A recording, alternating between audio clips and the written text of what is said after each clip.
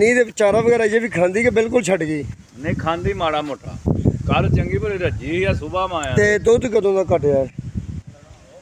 तकरीबन कोई 2-3 दिन हो गए अच्छा अच्छा। उस दिन भी बीमार हुई है ना इंजी और तो बीमार हुई पूरे जिसम की खुलिया पूरा रुचि नहीं पूरी पूरा सही नहीं हुई वो मुकम्मल तौर पर ठीक हो गया दुध चले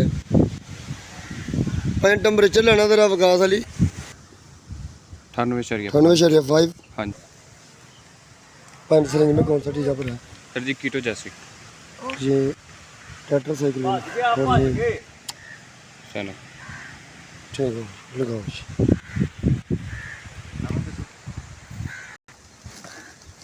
100 ml Gumby Oats